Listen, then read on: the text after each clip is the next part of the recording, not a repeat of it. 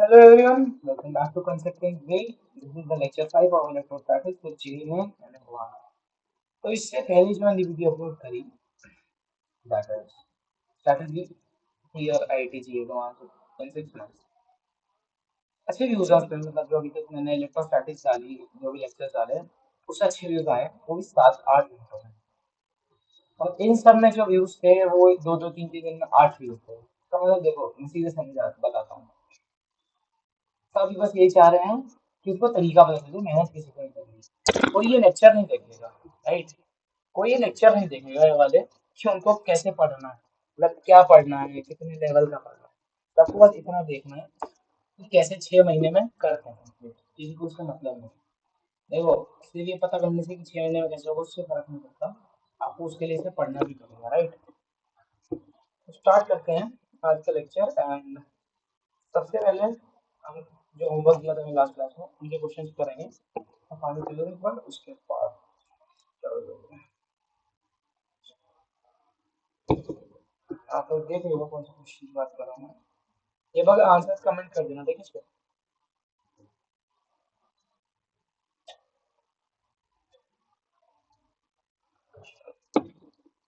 और बता इसमें मैंने हिंदी लिखा है यूज बायनोमियल अप्रोक्सीमेशन चलो इस क्वेश्चन में ये मैं डिस्कस तो नहीं करने वाला हूँ पहले बता रहे थे मेरा क्वेश्चन में डिस्कस नहीं करूँगा आगे चलते हैं आपको इसका आंसर एग्जाम में चाहिए हाँ ये वाला क्वेश्चन मैं डालूंगा कमेंट से करेंगे चलो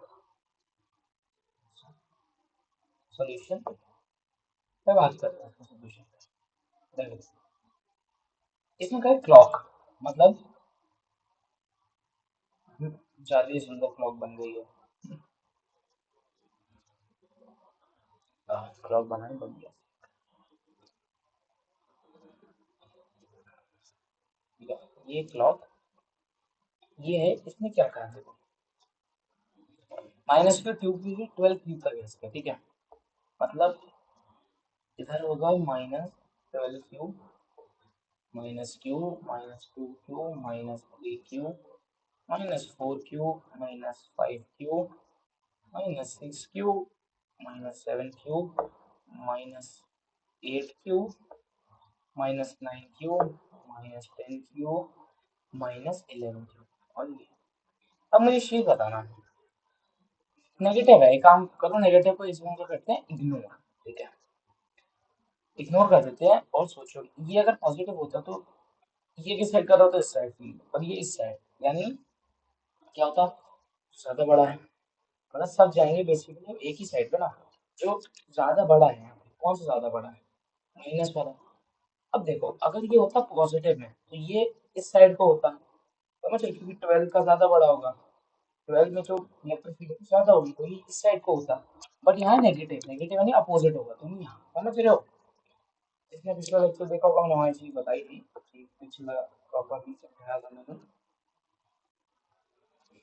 मैंने ये सब ऐसे कर लिया अगर हम देखें अपोजिट में 12 6 ठीक है 1 और 7 होंगे तो बेसिकली सब बन गया ना 6 बनेगा ठीक है जो सारा होगा ना वो 6 बनेगा यहाँ पे ले लिया ये ले लिया ये ले लिया ये ले लिया और ये ले लिया तो ये हिस्सा गया खाली ये है जो है इस साइड पे जाएगा सारा का सारा समझ रहे हो बात को ठीक है इसको समझ आया कमेंट में बता देना नहीं समझ आएगा तो टेलीग्राम पे पूछ सकते हैं डायरेक्टली कोई प्रॉब्लम नहीं है ठीक है इस क्वेश्चन में यही है अब मैं आपको बता देखो दो वेक्टर का जो रिजल्टेंट है मैंने बता दिया 120 है तो वो ई होगा मतलब देखो ये वन प्लस है 60 होगा तो क्या बन जाता है वो दो वेक्टर्स के बीच में अगर 60 है तो क्या बनेगा बोलो बोलो चलो कमेंट्स में बता दो 120 होगा तो वो चीज ई की ई ही रह जाएगी समझ लीजिए इलेक्ट्रिक फील्ड है उसके बीच में 120 डिग्री है ठीक है वो ई रहेगा कुछ √3/2 मतलब चेंज कुछ नहीं होगा ठीक है इसके बात है ठीक है बस इसमें इसके अलावा कुछ है नहीं समझाने का सब कुछ जीरो होगा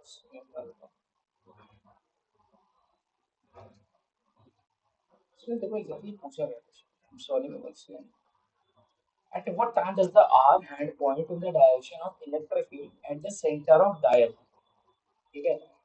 किस टाइम पे आर हैंड पॉइंट करेगा in the direction of electric field at the centre of dial. ठीक है, समझ गए बात को।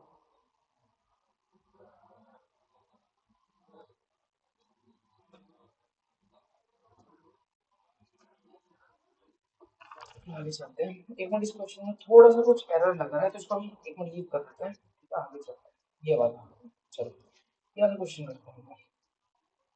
ये वाला होगा तो ये वाला करते हैं, इसको सॉल्व करते हैं। अब देखो सबसे पहले तो कोई काम करते हैं, इसमें क्या करें, ये सेमी इनफाइनाइट टाइम्स है, ये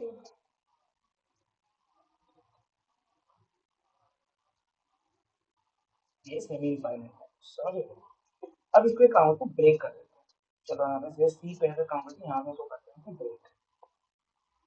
ये इनफाइनाइट आया और ये, ठीक है। इस साइड भी क्या हुआ, एक सेमी इनफाइनाइट ये और एक क्या है ऐसे आर है और यहाँ पे है, समझ रहे हो। ये डिस्टेंस है ए, समझ गए बात को, ये डिस्टेंस है ए। अब यही सेम डिस्टेंस इससे भी होगा ए, इससे भी होगा ए, बात समझो। हमने इसको तीन अलग पार्ट्स में ब्रेक कर लिया। पहला पार्ट ये हुआ, दूसरा पार्ट ये हुआ, तीसरा पार्ट ये वाला हुआ, समझ रहे हो। यहाँ से कट करा, यहाँ से कट मारा। तो हमने सेमी इनफाइनाइट का पढ़ा था क्या होता है इलेक्ट्रिक फील्ड, √2 k λ/r। तो इसका क्या होगा, इसका क्या होगा, इसका होगा √2 k λ/a। इसका भी होगा √2 k λ/a। अब इसका बताओ, ये है बताना है। मैं आपको 20 सेकंड का टाइम दे रहा हूँ, वीडियो को पॉज करो और फिर बताना मेरे को, ठीक है। तो किस किसने इसका बताया, हो सकता है किसी को ये हो रहा है बट आपने तो ऐसा कुछ बताया नहीं था। अब मुझे एक चीज बताओ, मैंने तुम्हें ऐसा एक रिंग का बताया था, उसका क्या होता है, जीरो, हाफ रिंग है ये। आपको ये कहेंगे 0/2, तो अबे भाई 0/2 क्या होता है, 0 to 0 1। ये क्यों हो रहा है, क्योंकि मान लो इस एक छोटा सा पार्ट लिया तो ये यहाँ पे कैंसिल करने के लिए बैठा है, बट जब तुम हाफ करोगे तो कोई चीज कैंसिल करने के लिए अवेलेबल नहीं है। जब तुम हाफ करोगे ना तो कोई भी चीज कैंसिल करने के लिए अवेलेबल नहीं है। तो अब इसका कैसे निकालें, अब मुझे समझाओ। ये पूरा क्या होगा, ये पूरा क्या होगा, ये एक हाफ रिंग है, हाफ रिंग है। तो इसको एक काम करते हैं, वायर की तरह मान सकते हैं। तो वायर का क्या होता है, 2 k λ/r, यानी यहाँ ए हुआ। अब मुझे एक चीज बताओ, पिछले में ये तो इसका हुआ, ठीक है, यानी ये पॉइंट है, ये यहाँ आ जाएगा 2 k λ/a। अब पिछले मैंने कैच, मैंने ये तो करा √2 k λ/a, बट भाई वो चीज क्या है, वो है तुम्हारा जब हम कंपोनेंट्स कर ले, जब हम कंपोनेंट्स बना ले, ये तब है, समझ रहे हो। √2 k λ/a ये तब ऐसे कंपोनेंट्स कर ले, वरना क्या है, वरना है ऐसे k λ/a और नीचे को भी है k λ/a। बात समझ रहे हो, यानी इस पॉइंट पे एक ऊपर ऐसे जाएगा, एक यहाँ जाएगा, समझे नहीं समझे बात को। एक ऐसे जाएगा k λ/a, एक पॉइंट नीचे जाएगा k λ/a, समझ रही बात, वेरी गुड, समझ आ रही है तो। अब कोई कहेगा कैंसिल, देखो हमें क्या बताना है यहाँ पे, हमें एग्जैक्टली क्या बताना है, हमें एग्जैक्टली ये चीज बतानी है कि ये बीच में है एग्जैक्ट, ठीक है। यहाँ पे जाएगा एक और k λ/a जो उस केस से होगा, और नीचे भी जाएगा k λ/a। अब मुझे बताओ भाई, ये कैंसिल नहीं हो रहा है, ये पूरा कैंसिल नहीं हो रहा है, तो इलेक्ट्रिक फील्ड सेंटर में कितनी हुई, जीरो ही तो हुई ब्रो, जीरो हुई तो हुई ब्रो, जीरो ही तो हुई, समझ रहे हो बात। अब ये वाला क्वेश्चन, ये वाला क्वेश्चन मैं सच्ची कहूँगा, just very very very very good question, ठीक है। ये काफी ज्यादा अच्छा क्वेश्चन है, मैं इसको इस क्वेश्चन को बहुत अच्छा मानता हूँ, तो मेरे हिसाब से क्वेश्चन काफी अच्छा है। इसमें आपको तरीके समझ आएंगे कि अपने आप कैसे करेंगे। देखो solution, an electron is constrained to move along the central axis of a ring of radius r, ठीक है, समझ रहे हो। अब इसका दूसरे डायग्राम में करते हैं, चलो एक रिंग बनाओ, आपको अच्छे से समझाता है, ठीक है।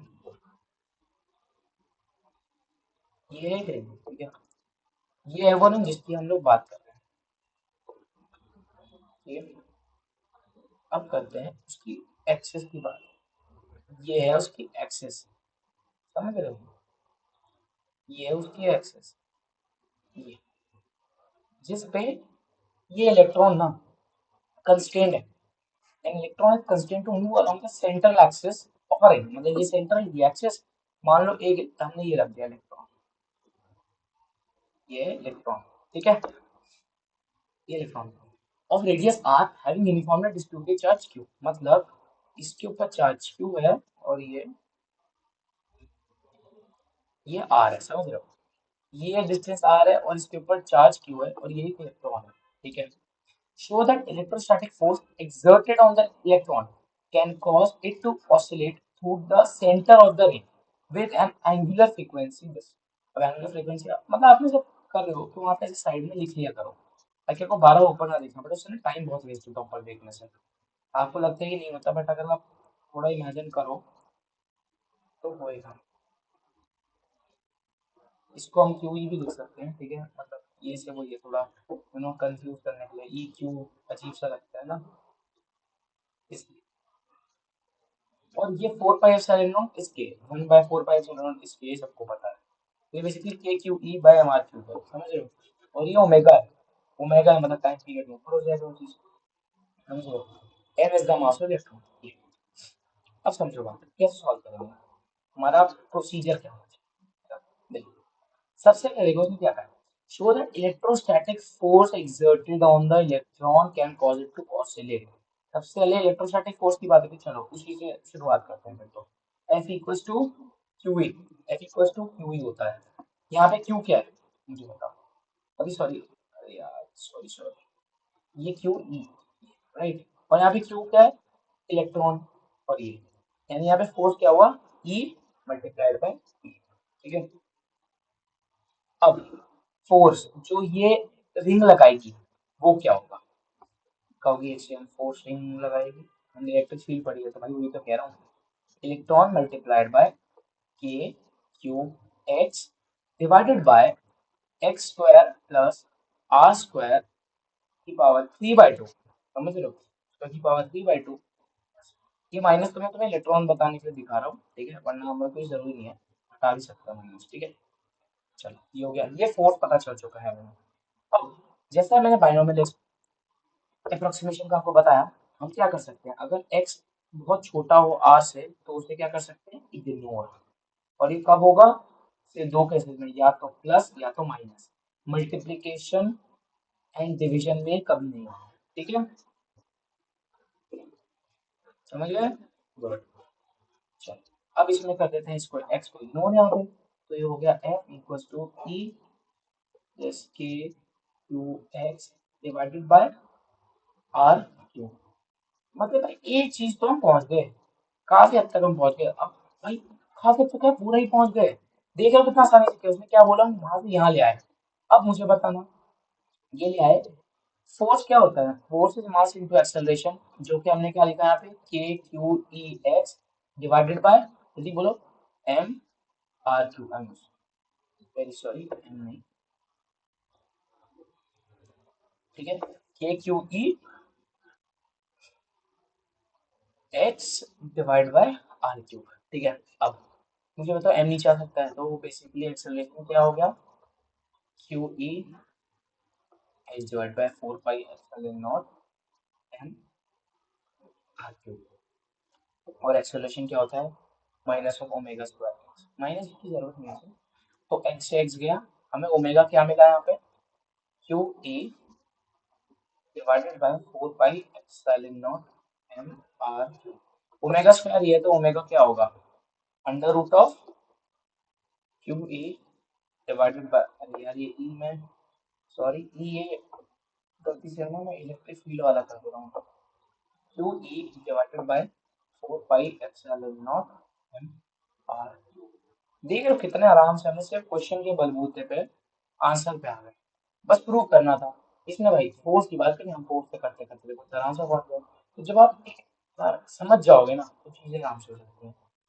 नेक्स्ट, यार ये मैं सोच रहा हूँ क्वेश्चन तुम ही को दूँ, इससे से तुम्हारे लिए पूरा होमवर्क है, ये तुम ही करोगे, ठीक है, ये तुम ही करो, इसका आंसर एग्जाम में बताया जाए, मैंने इसका आंसर सही में टेलीग्राम पे दूँ तो मैं मतलब मेरे से ज्यादा बेटर है। हाँ, ये तो इजी क्वेश्चन है, इसमें ज्यादा कुछ है नहीं। तो मैं चाह रहा हूँ यार आप ही करो, मतलब यार भी थोड़ा खुद समझो, ज्यादा नहीं। हाँ, ये क्वेश्चन भी देखो मैं कराऊंगा। ये बहुत ही अच्छा क्वेश्चन है, इसके लिए देखो मैंने काफी सारी स्लाइड छोड़ी हैं। देखो 1 2 3।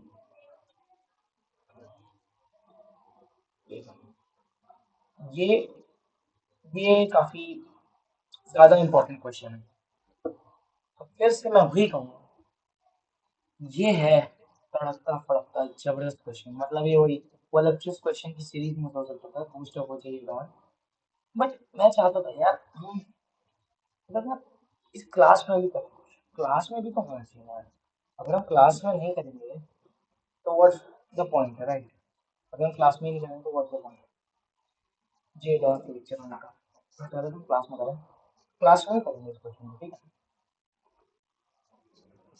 चलो, अब इस क्वेश्चन को बहुत ध्यान से समझना। ओनली क्वेश्चन मैंने यहाँ पे लिख भी दिया है, वो जी एडवांस ओनली। तो जो जी एडवांस पर टॉपिक कर रहे हैं वही इस क्वेश्चन को देख के समझो, वरना आई गारंटी बाकियों में नमक के ऊपर से जाएगा, सच्ची बता रहा हूँ, ठीक है? चलो, but the 2 point charges Q1 and Q2 are positioned at points 1 and 2. ठीक है? The field intensity to the right of the charge Q2 on the line that passes through the two charges varies according to a law that is represented in the figure thus. The field intensity is assumed to be positive if its direction coincides with the positive direction on x-axis. The distance between charges is m. ठीक है? Find the sign of each charge. Find the ratio, find the value. चलो ठीक है, चलो सबसे पहले बात करते हैं ए पार्ट की। ठीक है, ए पार्ट से ही start. Find the sign of each charge. ठीक है, देखो अगर हम Q2 टू पे, चलो यहाँ पे बात करते हैं, मैं कलर चेंज करता हूँ। चलो बात करते हैं, देखो अगर हम इस Q2 चार्ज की बात करें यहाँ की, ठीक है, यहाँ की अगर हम बात करें तो चलो मैं एक ना इसमें आपको स्टेटमेंट समझाता हूँ। देखो चार्ज Q2 के नियर ना field intensity is infinite along negative x axis। अब किसी को अगर ये समझ ना आया तो मैं बताता हूँ क्यों। ग्राफ दिख रहा है भाई, देखो समझना पड़ेगा। अगर आप ग्राफ अच्छे से नहीं समझोगे तो आपसे क्वेश्चन नहीं मिलेंगे, मैं सीधी बात बता रहा हूँ। ग्राफ समझना एक बहुत ही इंपॉर्टेंट, ग्राफ समझना बहुत ही इंपॉर्टेंट पार्ट है। फिर से आएगा, ठीक है? फिर से ये ग्राफ आपको लग रहा है कि आप कुछ भी दे दिया, नहीं भाई, कोई दिमाग से दिया होगा जिसने भी ये बनाया है, ठीक है? मैं जिस बुक को फॉलो करता हूँ बहुत ही रिनाउंड ऑथर की बुक है, ठीक है? देखो यहाँ पे अगर हम देखें इस ग्राफ फील्ड इंटेंसिटी को, तो ये नेगेटिव है यार, ये नेगेटिव पे जा रही है, ठीक है? इसका मतलब क्या हुआ कि Q2 जो है ये क्या है, मतलब Q2 क्या हुआ, Q2 इज नेगेटिव। इसका मतलब ये कि Q2 नेगेटिव हुआ। अब अगर हम बात करें Q2 नेगेटिव है तो दो ही केसेस हैं, या तो Q1 नेगेटिव होगा या Q। अब लेकिन कैसे पता करें Q1 नेगेटिव है कि पॉजिटिव है, ये समझने वाली बात है। देखो अगर आप x पे देखोगे ना, ये x एक्सिस है, ठीक है? x एक्सिस, अगर हम x एक डिस्टेंस लें जो कि बड़ा हो l प्लस a से, l प्लस a मतलब क्या हुआ, ये 1 और 2 के बीच का डिस्टेंस, और a क्या था, वापस क्वेश्चन को देखो, जब ये समझ आए ना कि a क्या था या कैसे करें। ये क्वेश्चन देखो होना बहुत आसान नहीं है, मैं सच्ची बता रहा हूँ। ये क्वेश्चन आपको 2 से 3 बार लिखना पड़ेगा। मैं अभी ये a पार्ट वापस समझा दूंगा, कोई दिक्कत नहीं है।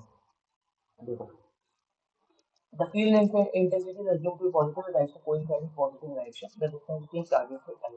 चार्ज के बीच में L है, A क्या है हमें ये, मतलब बेसिकली बात ये कि A क्या है, ठीक है? तो यहाँ पे A का बताया है, तो ये पढ़ो, ये मैं तरीका बता रहा हूँ करना कैसे है, ठीक है? Field intensity to the right of the charge Q2 on represented figure this, इस हिसाब से चलना है। मतलब ए के बारे में कुछ नहीं पता, इसका मतलब ये एक पॉइंट है जहाँ से ये निकल रही है, मतलब इसके बाहर से निकल रही है। तो ये समझना है, मतलब आपको देखो ये 1 और 2 है, ये Q1 Q2 है, तो यार इसके बाहर से अगर इलेक्ट्रिक फील्ड निकल रही है इसका मतलब क्या हुआ? तो ये यही समझने की है कि कैसे होगा। दो चार्जेस अगर हम बात करें, एक नेगेटिव लिया एक पॉजिटिव लिया मान लो, अगर हम इसमें मैंने तो क्या कहा था, इसमें आपका अगर हम इक्विलिब्रियम पोजीशन कहें कि कहाँ पे इक्वल होगा वो क्या है, वो निकालने का तरीका है। मैं क्वेश्चन सॉल्व नहीं कराया था आपको, आप समझ लो। देखो, नेगेटिव है, नेगेटिव क्या करता है, मान लो यहाँ ही है, वो अपनी तरफ खींचेगा, पॉजिटिव क्या करेगा, दूसरे पे देगा, यानी दोनों यहाँ हुए, तो इसका मतलब क्या होगा, ये तो नहीं हो सकती इक्विलिब्रियम पोजीशन। इसकी बात करते हैं, पॉजिटिव अपनी तरफ करेगा, नहीं है, पॉजिटिव नहीं करेगा, नेगेटिव अपनी तरफ। तो यहाँ भी बाहर से, इसका मतलब क्या हुआ कि जो Q1 है वो पॉजिटिव है, ठीक है, Q1 पॉजिटिव है, इसका मतलब ये हुआ। अगर हम ए पार्ट की बात करें ना, ए पार्ट की बात करें तो Q1 क्या हुआ, नेगेटिव, और Q2 क्या हुआ, पॉजिटिव। इसमें ये चीज यूज होनी थी, ये समझ गए तो हो जाएगा। अब ए पार्ट को देखो आप, बी पार्ट क्या करा, बी पार्ट क्या करा, find the ratio of the absolute value of charges Q1 by Q2। चलो हम लिख लेते हैं एक बार, हमें क्या निकालना है, Q1 बाय Q2, ये बताना है हमको। तो ठीक है, देखते हैं, अगर हम ये ले, जो हमारा x डिस्टेंस है उसको हम l प्लस ए पे जाए, l सबको बताया और a मैंने क्या कहा, देखो यहाँ से जा रहा है, यही है, ऐसे ही समझना पड़ेगा, ठीक है। वहाँ पे फील्ड इंटेंसिटी ज़ीरो है।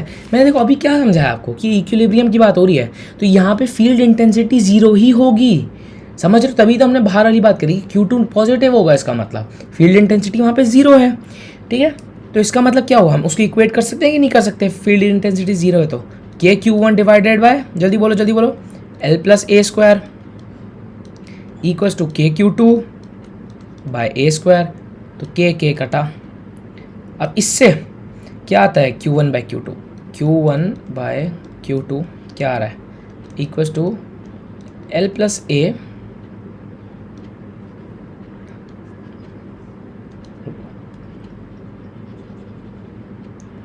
Q1 बाय Q2 क्या आ रहा है, इसको अच्छे से एक बार अलग उसमें लिख देते हैं, ठीक है। चलो हाँ, अब क्या आ रहा है ये बताओ, Q1 बाय Q2 क्या आएगा, जल्दी बोलो, ये होगा L plus A by A whole square, ये हो जाएगा आंसर, समझ गए। मतलब देखो भाई, कोई इतना मुश्किल था नहीं जितना हमको स्टार्टिंग में लग रहा था देखने में क्वेश्चन। एडवांस में ऐसे होता है, क्वेश्चन आप करने बैठोगे समझ के ना तो हो जाएगा, ये क्वेश्चन सिर्फ दिखने में मुश्किल होता है, तो हमने ये भी सॉल्व कर दिया, ये भी कर दिया, बचा आखिरी, find the value of B where the field intensity is maximum. अब जब भी भाई मैक्सिमम मिनिमा की बात आती है तो क्या करते हैं, D Y D X equals to zero, zero ही तो होगा, है ना, तभी तो होगा। चलो ज़ीरो की बात है तो कर देते हैं, तो ई क्या होगा, जहाँ पे हमने जब इक्वल की बात करी तो इसको हम क्या कह सकते हैं, KQ1 by X plus L square minus KQ1 by KQ2 by X square. अब कहोगे एक्स क्यों लिया, देखो यहाँ पे हमने एक वेरिएबल डिस्टेंस लिया है, ठीक है, यहाँ पे एक वेरिएबल डिस्टेंस है, और फिर हमें बताना था D by D x zero हो जाएगा।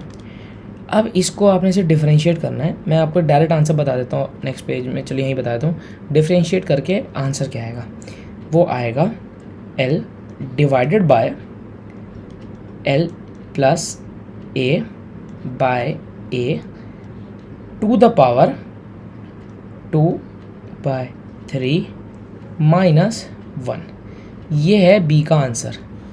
अब देख लो, ये सिर्फ डिफरेंशिएट करके था, तो इसको डिफरेंशिएशन आता होगा, सही से कर रखा होगा, जिसने पढ़ रखा होगा वो इस क्वेश्चन को कर लेगा, समझ रहे हो बात को। इतना कोई मुश्किल क्वेश्चन ये था नहीं, आप बस क्वेश्चन देख के डर गए, उसमें कोई वैल्यूज़ नहीं दी, एक ग्राफ पकड़ा दिया, उसे भी ये कहा बिना कुछ दिए बता दो, भाई ऐसा नहीं है, क्वेश्चन बनाया तो कुछ देख ही सोच के ही बनाया होगा, समझ रहे हो। तो ये बहुत इंपॉर्टेंट क्वेश्चन है, इसको कर लेना अच्छे से। अब आते हैं हाँ पुरानी चीज़ों पे, यूनिफॉर्मली चार्ज डिस्क, इसका इलेक्ट्रिक फील्ड, हम इलेक्ट्रिक फील्ड की बात कर रहे थे, वो तो ख़त्म हुई नहीं बात, अभी उसी पे वापस आना है। अभी आगे आने वाली क्लासेस में हम एक कुछ और अच्छे जे एडवांस के क्वेश्चन करेंगे जो बहुत ही तगड़े लेवल के हैं, ठीक है। चलो बात है डिस्क पे, तो इसका ना एक तरीका है डिस्क का, जैसे हमने पहले भी कंपोनेंट मतलब कंपोनेंट्स क्या मतलब बेसिकली डी एक्स काटा एलिमेंट वैसे, यहाँ पे आप एक्स गए ऐसे काटा डी एक्स विड्थ का, ठीक है, डी एक्स विड्थ का काटा। अब देखो हाँ सोचना, ये एक छोटू सा है, ठीक है, ये पतला सा है, इसकी विड्थ डी एक्स है, इसकी विड्थ क्या है, विड्थ इसकी डी एक्स है, ठीक है, इसकी विड्थ डी एक्स है। और एरिया क्या है, सिग्मा, सिग्मा यूज़ होगा यहाँ, मुझे बताओ क्यों भाई। यहाँ पे सिग्मा इसलिए यूज़ होगा ना क्योंकि यहाँ पे एरियल डिस्ट्रीब्यूशन है, समझ रहे हो। वहाँ पे क्या था, वहाँ पे 2D था एक तरह से, मैं कहूँ ये 2D है, बट अगर मैं कहूँ वहाँ चलो 1D था, आई एम सॉरी, वहाँ पे 1D था। यहाँ पे एक एरिया आ जा रहा है, वहाँ पे क्या था, सिर्फ एक ऐसा सरफेस है डायरेक्ट, बस एक ऐसे वायर है ये, तो उसका चार्ज डिस्ट्रीब्यूशन लैम्डा है। बट यहाँ पे एरिया है, तो एरिया क्या हुआ, क्यू अपॉन ए, यानी मतलब areal distribution is Q upon A, ठीक है। तो यहाँ पे सिग्मा क्या होगा, वो होगा D Q by D A, समझ रहे हो बात को। तो यहाँ पे वही है। अब डी क्यू, इसका डी क्यू क्या होगा, इस वाले का क्या होगा, हमने एक्स पे जाके काटा तो डी क्यू क्या होगा, 2 pi X D X into sigma, X into sigma. अब क्यों, 2 पाई आर सरकमफ्रेंस होता है भाई, ये चीज़ चाहिए ना, मैं टोटल ही है, तो ये 2 पाई आर होता है, पर आर यहाँ पे एक्स है, इंटू डी एक्स इंटू ये, क्यों एरिया चाहिए, समझ रहे हो। एरिया इसको खोला है बेसिकली हमने, अगर मैं समझाऊँ ना तो इसको हमने कट करके यहाँ से खोल दिया, तो खोलने के बाद ये जो पूरा आया ना, ये डिस्टेंस वो 2 पाई आर था, और जो ये विड्थ थी वो डी एक्स थी, तो एरिया तो वही होता है ना, 2 पाई आर इंटू डी एक्स, और डी क्यू तो इंटू सिग्मा। जब इसमें फिर वही है, आपने एक छोटी रिंग काटी तो इलेक्ट्रिक फील्ड क्या होगा, K Q X by R square plus X square to the power 3/2। अब इसको जब सॉल्व करोगे ना तो आंसर जो आएगा मैं आपको डायरेक्ट बता रहा हूँ, ठीक है, जो आंसर आएगा मैं आपको डायरेक्टली बता देता हूँ। इसमें जो इलेक्ट्रिक फील्ड का आंसर आता है वो ये है डायरेक्ट, अगर मैं बताऊँ तो, ठीक है।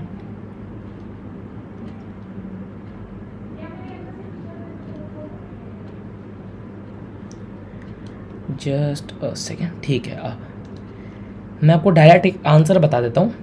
इसमें क्या है, इसमें electric field is sigma by 2 epsilon naught 1 minus X divide by under root of X square plus R square, ये आंसर, समझ रहे हो।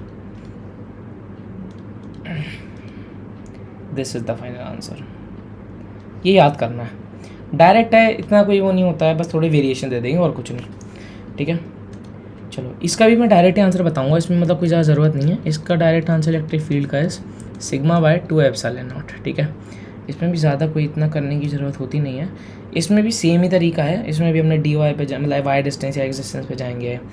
बट इसमें क्या होगा ना, इसमें हमारी काफ़ी सारी ऐसी रिंग्स हो जाएंगी, तो जो हम इंटीग्रेट करेंगे ना वो 0 से इन्फिनिटी तक करेंगे इंटीग्रेट 0 से इन्फिनिटी तक होगा, इसलिए ये आंसर आता है। तो डायरेक्टली याद करने का है, कोई ज़्यादा स्ट्रेस वाली बात है नहीं। Next is uniformly charge hemispherical cup, ठीक है।